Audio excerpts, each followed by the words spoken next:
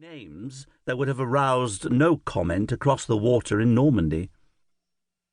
There was a continental flavour over its cobbled, winding length.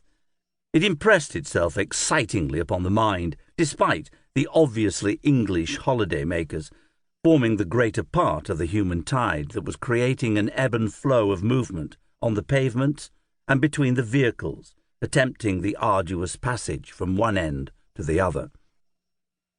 When they reached the wide road running along the edge of the bay, Tremaine transferred his attention to the smaller islands, forming the far side of the shipping lane. The tide was full. "Admiring the view?"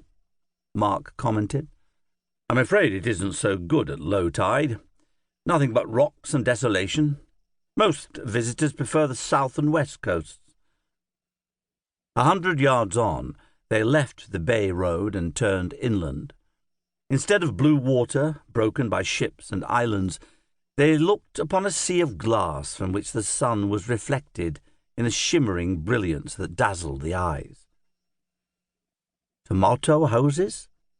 Tremaine asked, and Belmore nodded. "Yes, most of the glass on the island is around here. It makes it look a bit untidy, but it provides a living for a good many people." Open country was confined to an occasional small field. The remaining ground was occupied by houses, some of grey stone, refaced and neatly painted, but evidently belonging to the period before the island's prosperity, and some of more modern construction. Nearly all of them, however, possessed an adjoining building of glass in which tomato plants flourished in the hundreds. "It seems to be very much the small man's business," Tremaine observed. "In the main, that's the case," Belmore agreed.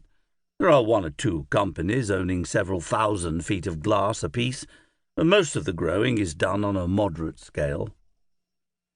The bungalow in which the Belmores lived was situated in the northwestern part of the island, in the district of Moulin. The land was generally flat, and apart from one restricted area of cliff, the small bays into which the coast was broken were flanked by low sand dunes. The bungalow was built upon a stretch of ground slightly higher than the surrounding area. It had an uninterrupted view of the sea. "You've an ideal spot here," Tremaine remarked, as the car turned in through the entrance. "Well, I wouldn't describe it as ideal," Belmore said, practically. "The scenery is much better at the other end of the island, but it has its advantages. We're pretty quiet out here, and the bathing's good." Half an hour later, Tremaine had settled himself in his room, pleasantly located on the seaward side of the bungalow, and had cleaned up after his journey. The promised cup of tea removed the last lingering chill from his bones. "Janet's getting a meal," Mark told him. "Like a stroll while we're waiting?" They took the road leading to the beach. There was still warmth in the sun's rays, and as they neared the dunes, Tremaine saw two figures coming from the water, now on the ebb. "Somebody seems to have taken a late dip." "They're regulars, I think," Belmore said. One of the two figures approaching them raised a hand in recognition, and he returned the gesture. "Yes, it's Valerie and Alan Creed." He led the way to the sand. Tremaine, following close at his heels, saw that the two people now slipping into their bathing wraps weren't as young as he had at first imagined. The man, tall and gaunt of frame, his hair short and grizzled, was middle-aged.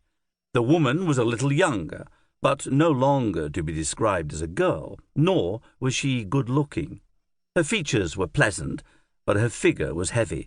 It was thick at the hips, so that what grace she might have possessed was dulled by a hampering sluggishness of movement. "Still keeping up the habit, I see," Belmore called. "Haven't missed a day yet," the man returned. He eyed Tremaine curiously. Belmore made the introductions, and the four of them walked up the beach together. "You'll find the island's a grand place for a holiday," Alan Creed remarked. "How long are you staying?"